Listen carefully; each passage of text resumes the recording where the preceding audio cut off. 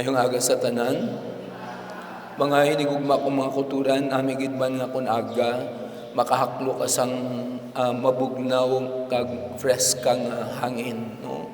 Kag ina wala bayad. Galing lang, kinahanglanon mo lang ang mag-exert sang effort. Kaya nga man, hindi mo na mahimo kung hindi ka magbangon. Magwa sa inyo balay, kag kadto sa garden, o kung magkadto mo lang sa bintana, o kung magkadto mo lang sa imong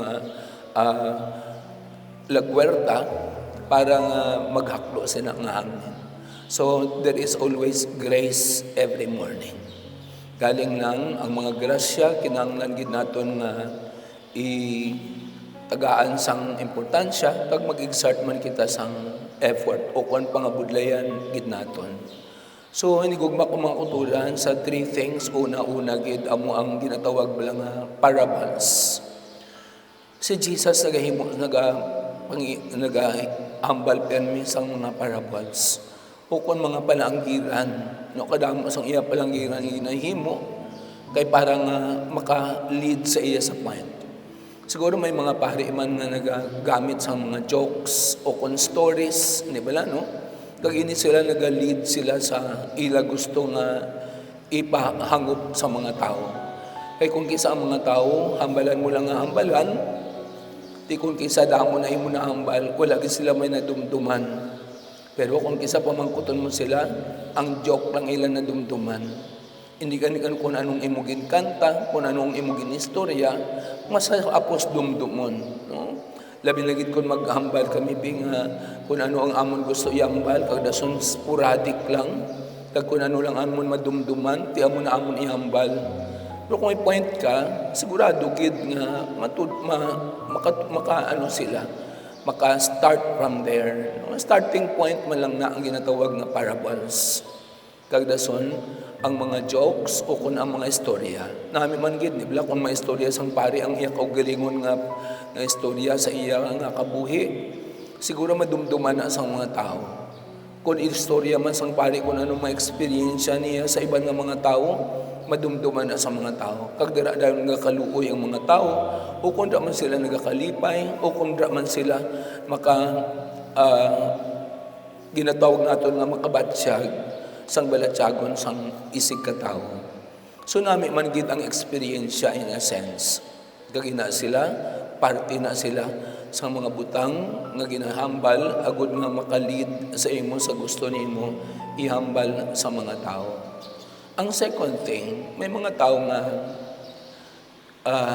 inabalang gusto gid nila makaintindi. Amo na gani nga try to understand. May mga tao nga kung hindi bala kung magbasa ka sang libro, o kung Bible man, o kung magklase ang maestra, hindi bala nga kung hindi ka kaintindi, mamangkot ka. No? Mamangkot ka, kung ano nga nag-presume lang ka mo nga nakaintindi ka mo, nga wala ka mo namangkot sa akon.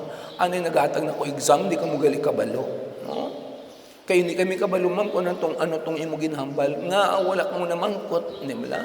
So if you want really to try to understand, mamangkot ka. No, try to explain that. Can you give us another example, ma'am? No, pwede lang gid maghambal. Anong gusto mo na try to understand?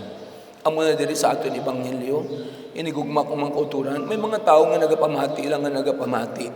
Pero hindi sila makabati. May nagalantaw lang nga nagalantaw, pero hindi sila makakita. Naman, wala gid sila nag-exert ng effort kung ano to ang ilan na insendihan, o na ano tong ilan na kita, kung ano tong ilan na batian. No?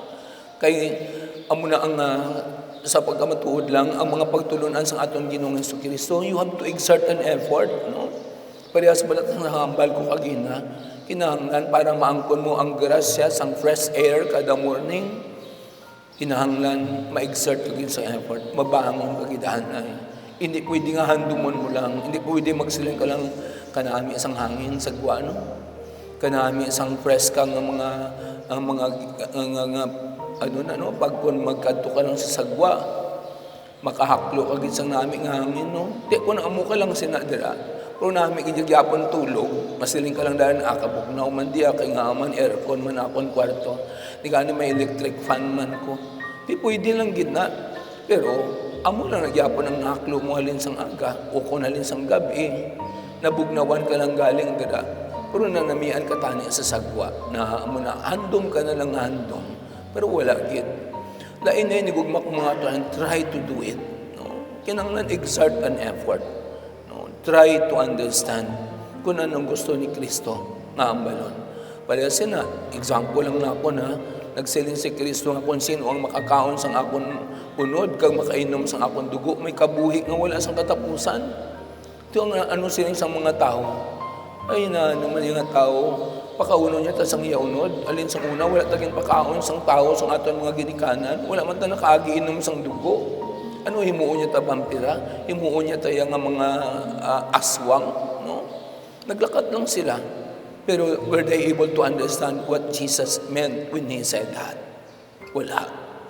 They never understand because they never asked. Lord, what do you mean by that? Wala. So, amo na inigugma kong mga kulturan. Ang ika-third is don't refuse to understand. Instead of trying to understand, don't refuse. Adiyo, ginhambal sa atong Ginoong si Kristo, ano sila niya, ini nga mga tao, nagalantaw lang nga nagalantaw, pero hindi sila makakita. Amo na ang pagtagna ni Isaias, nga propeta.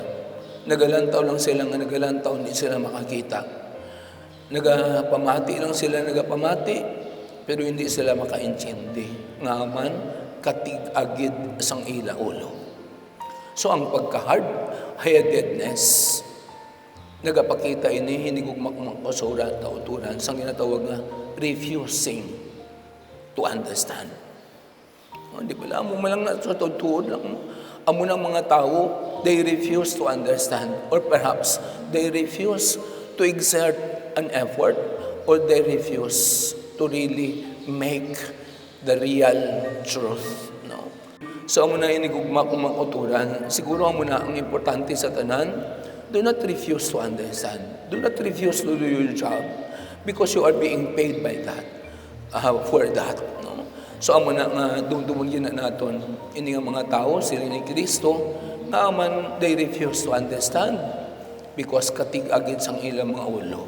So, amo na, if you really want to try, going back to the second thing, if you try really to understand, sigurado ka siling ka nga, intsendihon ko gini ang gusto sang Ginoo.